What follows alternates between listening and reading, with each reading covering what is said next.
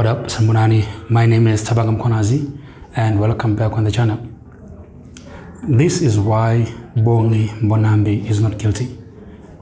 According to SA Magazine on the YouTube channel, a podcast that I love, Clear Results, they explained, and let's just watch this clip and see how the meaning of what he said may have been lost in translation.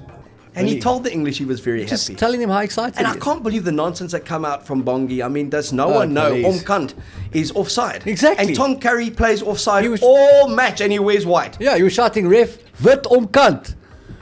Exactly. I mean, Omkant means offside. Yeah. And, but in any case, it wasn't very, it was quite applicable to the player. What, because he was offside? Offside, Absolutely. yeah. I mean, if you want to give a descriptor of Tom Curry, offside is a great one. it's a great one to say. This guy's pretty much offside all the time. Yeah. He's omkant. And I'm just glad that they're basically gone, because who wants to go to the third and fourth playoff? Mate, that is hard. Eh? That is motivation enough to win a semi. Yo. Did you read all the stuff on the English medium? That we weren't sportsmanlike. Sure.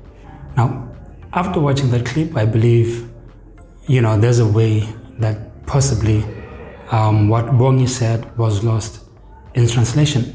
But here's why I think he's not guilty. And I'm glad that World Rugby said there's nothing, they found nothing on the investigation.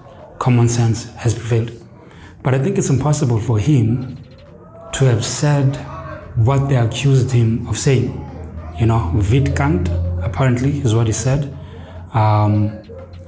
which has two possible meanings, right? Wit, W-I-T, kant, white side, or vid, W-Y-D,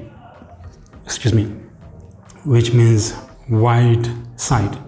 Those are the two possible meanings to what he said, But I think that, it's impossible for him to have used a racist slur, meaning white, say white, whilst he himself has white teammates. I mean, if he said that, he'd also be discriminating against his own teammates, right? That would not sit well with his white teammates as well.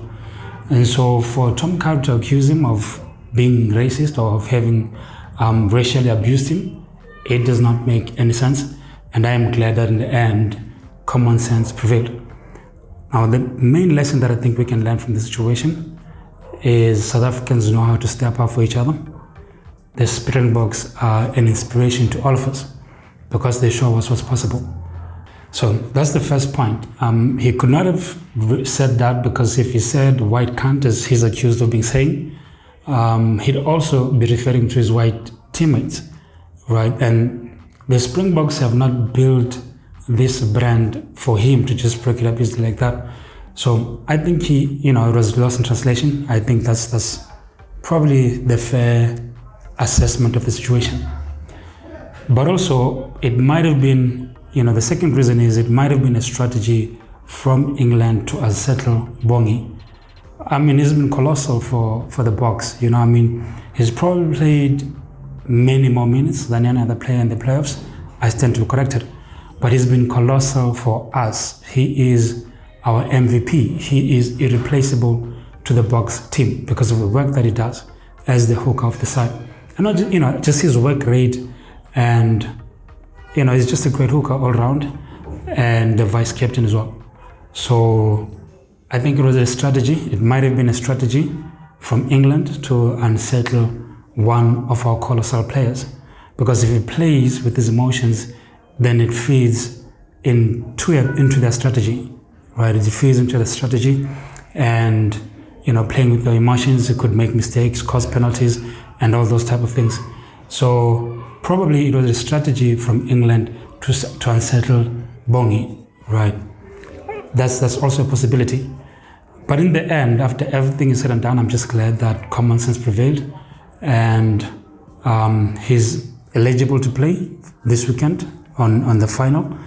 And I just hope that we're able to put this behind us, right? This is just, look, man, we all know it's impossible for the Boks to go through the whole tournament without any setbacks. That's something that we should have expected. You know, I mean, we are not the number one team in the world for nothing. Other teams are going to target us.